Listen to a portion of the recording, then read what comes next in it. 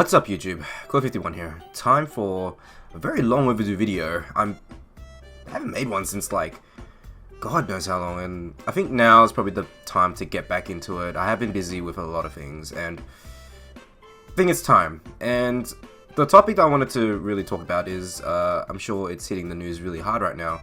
It's with the rumors of a PlayStation 4.5, and while initially I thought it's downright stupid, like the PS4 just released. It's not even, well, it's approaching a couple of years now since it came out, but it's still pretty new in a console cycle. So especially given that the PS3 and the Xbox 360's console cycle was so long, like ridiculously long, and by the end of that life cycle, we saw some great games that were taking advantage of the hardware, and we haven't even seen like the one game that's taken advantage of this console right now. Probably the only one that is coming out quite soon is Uncharted 4 for the PS4, and you know, we haven't seen the game, and you know, we're seeing a lot of like remasters and stuff like that, which I guess makes sense, but still. Rumors of a PlayStation 4.5. Where do I even begin? Like we got confirmed reports from Microsoft saying that they're going to be releasing, or at least they are attempting to at least manufacture a Microsoft Xbox One 2. Yeah, it sounds really dumb. I think I'm going to use the same naming conventions as an example that I was going to use, which was the Nintendo 3DS, now known like the newest version, the new 3DS. So I'm gonna say the new Xbox One and the new PS4, because essentially it's the same as that. Like from all the rumors, all the speculations, all we can tell is that it's gonna be the same box but with better hardware, and the hardware being better GPU, better CPU, and clearly aiming for the target frame rates that people expected these consoles to run at, and that was 60 frames by 1080p. You know, besides the point that some games don't take advantage of it, they don't need that.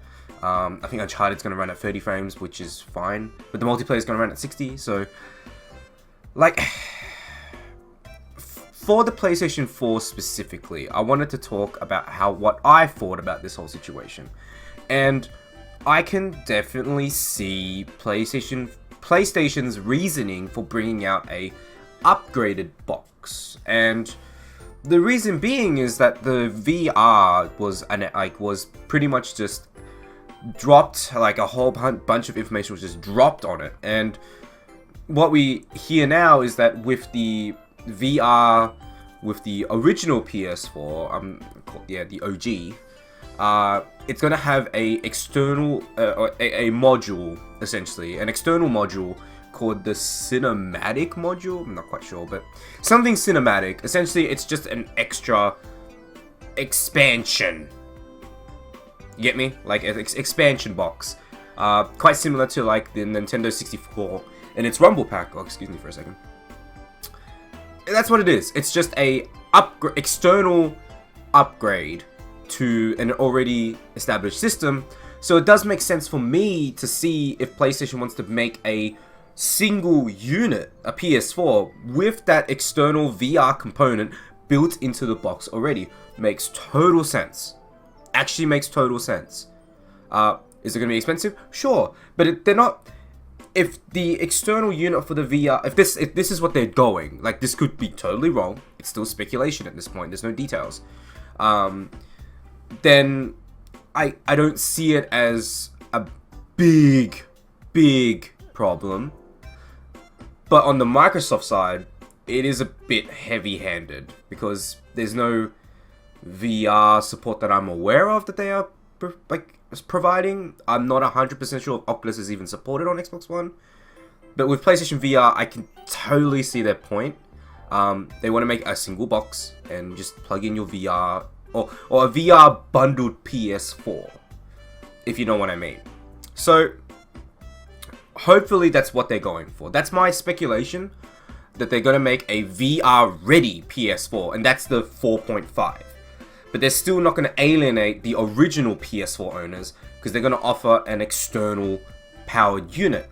Hopefully that they, because patching is so easy on this system, I could definitely see developers just patching their games to make it run with the external unit to beef up frame rates and resolution. I could definitely see that happening. Anyway, that's my thoughts. I await news from PlayStation. I like to see where they're going with this. I kind of see their approach, which is offer an external unit that powers this this machine, this VR machine, to the existing PS4 owners. Also, on a side bit of news, I read a report saying that all VR games, so I'm saying specifically made VR games. I'm not talking. I'm pretty sure that the cinema view that they were going for, to be able to play every single PS4 game on a virtualized screen, is not gonna need this sort of like thing, because I think the app itself is gonna run at 60 frames, but the games are gonna run at 30, regardless. All VR games must be 60 frames per second, bare minimum. Bare minimum. So this external processor must be really good, because some games like The Division and all these other games are running at 30 frames and they look beautiful. These VR games have to look beautiful, or it's just going to be immersion breaking, like straight up. So this external unit must be a crazy enough system to beef up graphics. Like we're seeing, like it's kind of funny. We're seeing like a lot of like I think it was during CES that Razer are doing an external like graphics card solution for their ultrabooks and all that kind of stuff. So it's kind of funny seeing that the console market is doing that as well.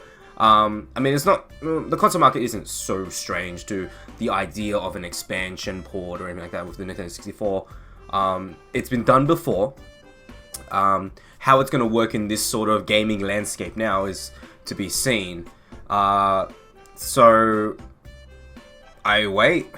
I actually want to see where this goes. So hope you guys enjoyed the video. I know it's been a while since I've done anything, but I think it's time I come back and talk about what I think, and I think this is what's going to happen. Anyway, hope you guys enjoyed the video. Peace out. Have a good one.